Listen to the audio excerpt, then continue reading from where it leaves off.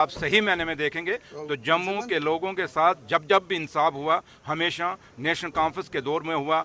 National conference की government जो बनी हमेशा उसके दौर में इंसाफ हुआ। उससे पहले जो एक कन्फ्यूज़न एडमिनिस्ट्रेशन के बीच में और लोगों के बीच में है वो उसकी दूर हो जाएंगे। तो लिहाजा लगता है कि जल्दी ही बिजनेस रूल आ जाएगी। बिजनेस रूल्स में कहा जा रहा है कि सरकार ने जो है अपनी पावर्स वैसी रखी है, मतलब इलेक्टेड गवर्नमेंट ने जो स्टेट की तरह से होती है। तो आप क्या कहते थे कि हम जमी गवर्नमेंट की बिजनेस रूल देते क्या? आप क्या चाहते थे? इसलिए जहाँ तक ताल्लुक है बिजनेस रूल हमने अपने लिए नहीं रखा, ये लोगों के कामों के लिए। लोगों ने जो मैंडेट हमें दिया है उस मैंडेट को पूरा करने के लिए सरकार के पास जो पावर होती है, क्योंकि आपने देखा होगा अब असेंबली का क्या हाल है, ये एक सिनेमा थिएटर बना के रख दिया था।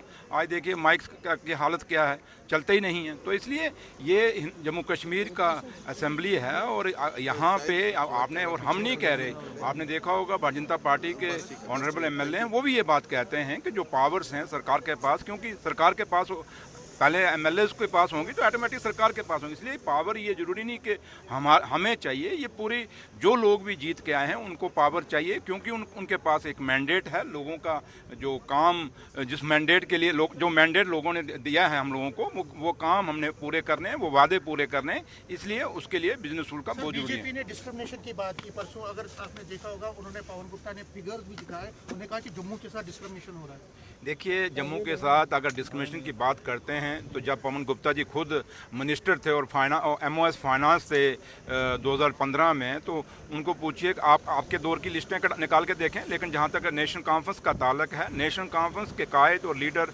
जनाब फारूक अब्दुल्ला साहब और जम्मू कश्मीर के मुख्यमंत्री उमर अब्दुल्ला साहब का हमेशा एक खित्ता तो हमसे अलग हो गया, लेकिन जम्मू और कश्मीर जो दो खित्ते हैं इनको बराबर की हिस्से देना हमने हमेशा हमारी कोशिश रही और करते आए हैं। आज ये दरबार में वो देखें जो हमने किया, इन्होंने 10 साल में क्यों नहीं किया, ये तो हमें क्रेडिट जाता है ना। आज देखा होगा, आज अब लोग जब वापस जाना शुरू हुए, क्योंकि ईद है अब, तो जब वापस जाना शुरू हुए फिर आपकी सड़कें खाली होनी शुरू हो गई हैं। तो अगर ये लोग जो दरबार मूव हुआ, कश्मीर से इतनी दुनिया ना आती तो बिज़नेस पे कितना फ़र्क पड़ता था। इसलिए ये सिर्फ प्रेस गैलरी को एड्रेस करने के लिए एक अच्छा शब्द है कि जम्मू के साथ डिस्क्रिमिनेशन है। बट अगर आप सही मायने में देखेंगे तो जम्मू के लोगों के साथ जब जब भी इंसाफ हुआ हमेशा नेशनल कॉन्फ्रेंस के दौर में हुआ।